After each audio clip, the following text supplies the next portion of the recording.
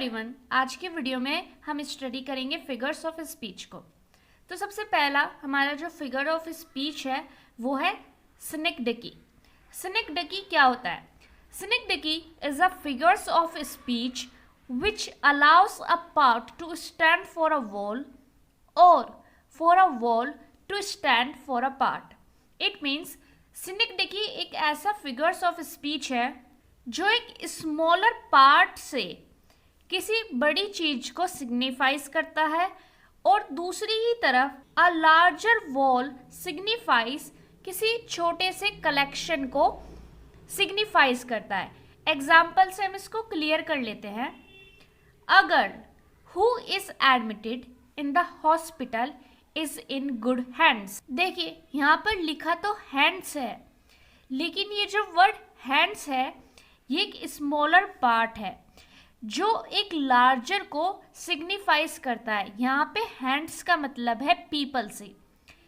एक लड़की जो हॉस्पिटल में एडमिट है वो गुड हैंड्स में, यानी कि वो एक केयरफुल एनवायरनमेंट में है। Doctors, nurses and many more persons with her to take care about her. दूसरा एग्जाम्पल हम देखते हैं जब कुछ लार्ज किसी स्मॉल को सिग्निफाइज करता है। For example, can you spare your wallet. तो यहाँ पर वॉलेट का जो मतलब है वो मनी से है। अब चलिए इसका एक लिटरेरी एग्जाम्पल भी देख लेते हैं।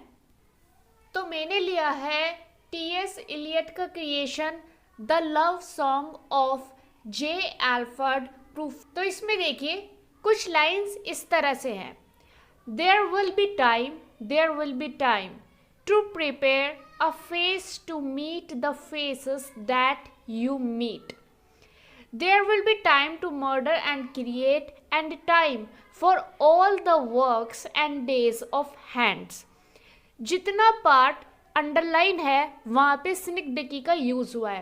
पहली लाइन है to prepare a face to meet the faces that you meet.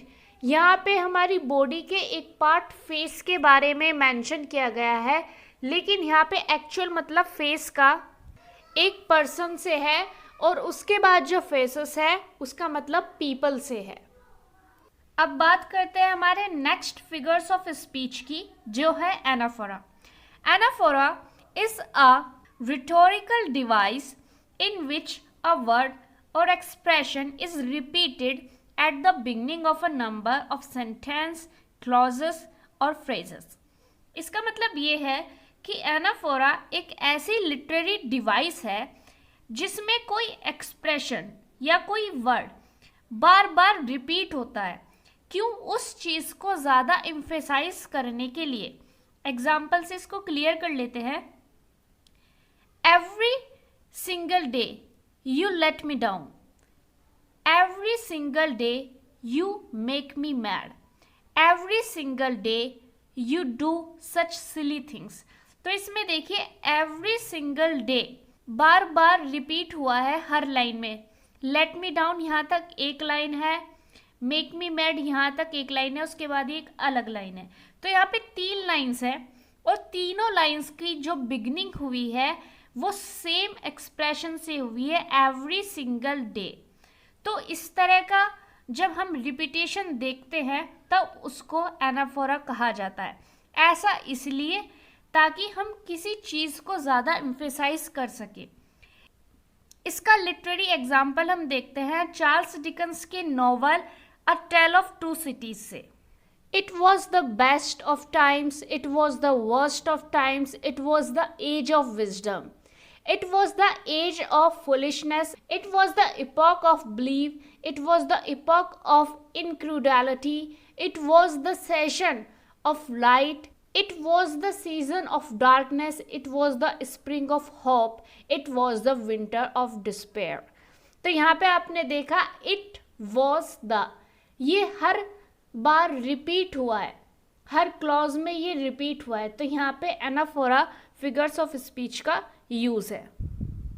So I hope anaphora आपको क्लियर होगा। अब बात करते हैं हमारे next of figures of speech की, जो है assonance. Repetition of the same or similar vowel sounds with in words, phrases और सेंटेंसेस।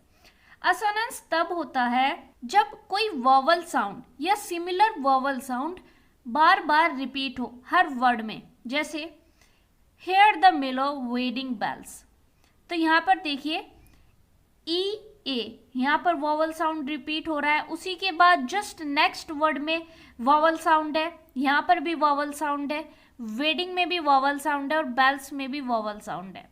तो जब बार बार वॉवल्स का रिपीटेशन हो, उनका साउंड रिपीट हो, तब असोनेंस माना जाता है। ये एक लिटरेरी एग्जाम्पल है, सिल्विया पाथ की पोएम से ये लाइन ली गई है, strips of tin foil winking like people. जहाँ जहाँ मैंने अंडरलाइन किया है वहाँ पर हमें बार बार वॉवल का साउंड यानी कि आई का साउंड हमें बार बार सुनाई पड़ रहा है। सो आई होप असोनेंस भी आपको क्लियर होगा। तो अब हम बात करते हैं एंटीथीसिस की। Antithesis literary means opposite. It is usually the opposite of a statement, concept or idea. Antithesis basically जो हमारे सेंटेंस में यूज होता है वो अपोजिट्स होते हैं। एग्जाम्पल से ज़्यादा अच्छे से क्लियर होगा। Man proposes, God disposes. एक ही लाइन में दोनों अपोजिट वर्ड्स अवेलेबल हैं, प्रपोजेस, डिस्पोजेस।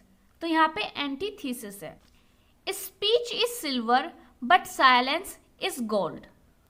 देखिए स्पीच एंड साइलेंस दोनों एक दूसरे के अपोजिट हैं, यानी कि एक दूसरे के विलोम है और एक ही सेंटेंस में आए हैं।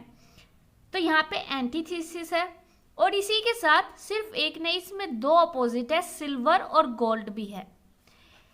लिटरेरी एग्जाम्पल से हम देखते हैं अलेक्जेंडर पोप की लिखी हुई ये line, to err is human, to forgive divine. Err यानी कि गलती करना और फॉरगिव माफ़ी मांगना, दोनों अपोजिट एक ही लाइन में अवेलेबल हैं, एक साथ अवेलेबल हैं।